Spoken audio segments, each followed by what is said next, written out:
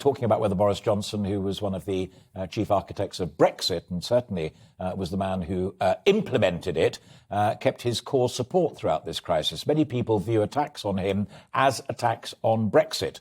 Well, my next guest is Dr. Alan Wager, who's research associate at UK in a Changing Europe. Good to see you.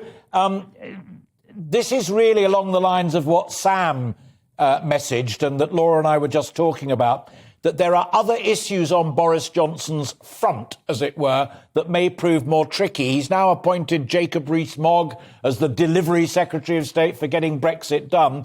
There are a lot of people out there who are happy that it's gone through, but there's much more vocal criticism from those who are saying it's an absolute disaster, it's dreadful, it's not been enacted. That is going to be a real problem for him going forward.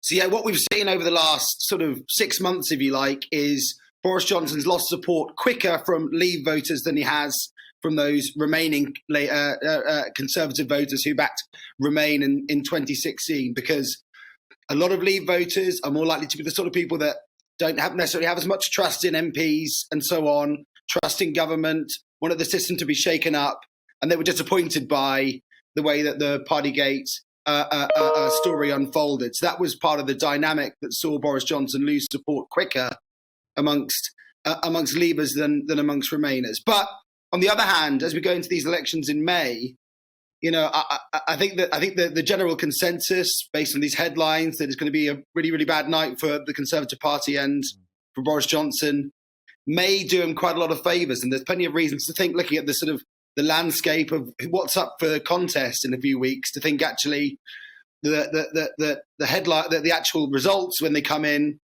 could give Boris Johnson a bit of a boost. Won't be the sort of whitewash that we've seen from governments in the past as they're sort of dying. I think that actually the results will be a bit more complicated than that in a few weeks. Of that I have absolutely no doubt at all. Never ever believe anyone who tells you anything's ever going to be a whitewash. It's all utter nonsense. It never happens. Thank God for the privacy of the ballot box. But I'm going to take you back to one thing. And Angela Rayner, for better or for worse, touched upon it and said that the Prime Minister has now lost his lines of defence, courtesy of the Metropolitan Police. And one of the longer-running problems that this Prime Minister does have to address is his relationship with the truth and with candour and telling it like it is. And in your area of expertise, you know, an oven-ready Brexit, ready to go, the economy will be brilliant. Messages from the Overseas Trade Department saying they're still trying to put together a trade deal with the Americans, which will involve cutting deals with individual states rather than a clear-cut singular deal. There is a very powerful argument that he's got to come clean on what he can and can't do and get on and then deliver it. Otherwise, those Leavers who switched and gave him seats behind the red wall going to go back to Labour. Yeah, well, one of the things that we always thought was when Boris Johnson got into trouble in this Parliament, he could reach for the Leaver mark Brexit, perhaps try and ramp up tensions regarding the Northern Ireland Protocol, for example.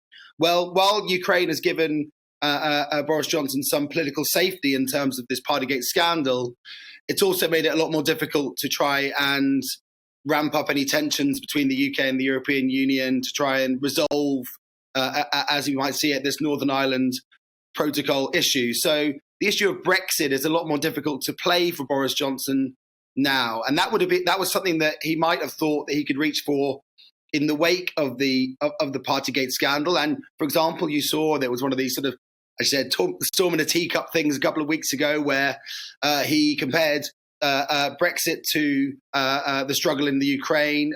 Some people argued he's called it. So that, for example, was him trying to reignite the Brexit debate, try and remind his voters that backed him in 2019 that he is their guy. And he wasn't their guy necessarily because he told the truth the whole time, but because he was perceived to be someone that got things done and indeed got Brexit done. So I think that was key, and that's what he needs to try and think about if he's trying to get back on track now, I would imagine.